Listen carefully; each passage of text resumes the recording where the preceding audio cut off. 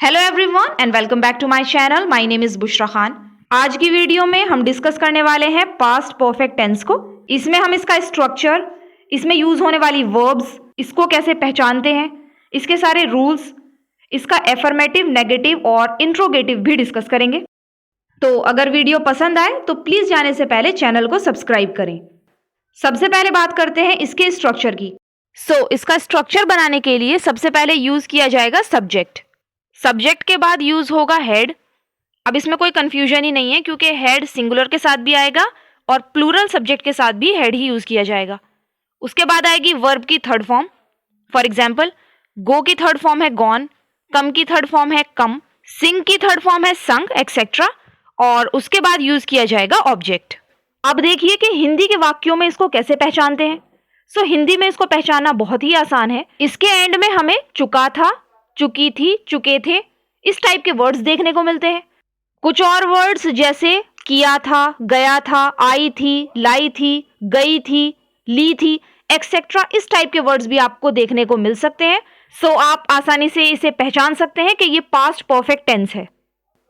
ये तो हो गया बिल्कुल सिंपल पास्ट परफेक्ट टेंस के बारे में। अब बात करते हैं इसके रूल्स के बारे में कि अगर हम इन्हें पास्ट में यूज करते हैं तो किस तरह हम इसको यूज करेंगे। सबसे पहले देखते हैं इसका rule first. First rule is कि ये टेंस ऐसे काम को बताता है जो पास्ट में किसी भी टाइम हुआ हो या कंप्लीट हुआ हो। For example, I had posted the letter, मैंने पत्र पोस्ट किया था। अब आप देख सकते हैं इसकी हिंदी लास्ट में क्या आ रहा है, किया था। आप आसानी से इसको पहचान जाएंगे। Next is she had finished her work, वह अपना काम पूरा कर चुकी थी। Next is they had gone, वे चले गए थे। ये तो हो गया रूल फर्स्ट। अब बात करते हैं रूल सेकंड की। लेकिन रूल सेकंड आप ध्यान से सुनिएगा क्योंकि ज्यादातर स्टूडेंट इसमें गलती कर देते हैं। रूल सेकंड इज अगर पास्ट में दो काम हुए हों जिसमें एक काम पहले और दूसरा काम बाद में हुआ हो, तो पहला काम जिसको कहते हैं प्रीवियस एक्शन, उसके साथ पास्ट परफेक्ट टेंस का यूज होगा। लेकिन जो दूसरा काम है जो बाद में हुआ है, जिसे कहते हैं सब्सिक्वेंट एक्शन, उसके साथ पास्ट इंडेफिनिट टेंस यूज होगा। अब आप कुछ एग्जांपल्स देखिए ताकि समझने में आसानी हो। First is the crops had destroyed before it रेन्ड, बारिश होने से पहले फसल बर्बाद हो चुकी थी।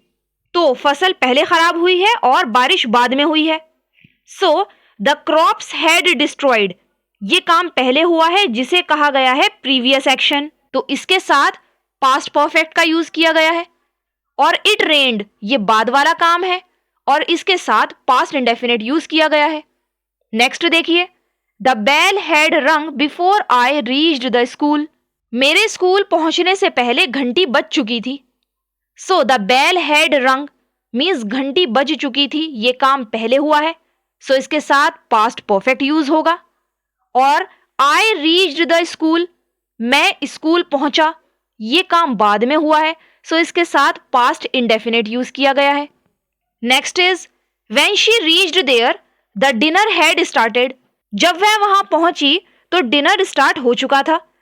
इसमें भी आप देख सकते हैं द डिनर हैड स्टार्टेड, क्योंकि डिनर पहले ही स्टार्ट हो चुका था, यहां पर पास्ट परफेक्ट यूज किया गया है।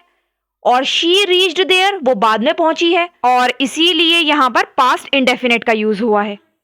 अब आपको आसानी से समझ में आ गया होगा कि पास्ट में अगर कोई काम पहले हो गया तो उसके साथ पास्ट परफेक्ट, और जो काम उसके बाद हुआ है उसके साथ पास्ट इंडेफिनिट का यूज होगा।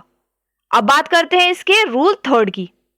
रूल थर्ड इज कि अगर पास्ट में किसी काम के होने की उम्मीद की गई हो लेकिन वो काम पूरा ना हुआ हो, तो उसको बताने के लिए कुछ वर्ब्स जैसे hope, expect, think, mean, intend, suppose, want, etcetera का यूज होता है। इस केस में अगर ये वर्ब्स यूज होती हैं तो पास्ट परफेक्ट टेंस में होंगी। इसको अच्छी तरह समझने के लिए कुछ एग्जांपल्स देखते हैं। ये आ गए हमारे कुछ examples. First example is I had hoped that he would come to see my daughter, मुझे उम्मीद थी कि वह मेरी बेटी को देखने आएगा।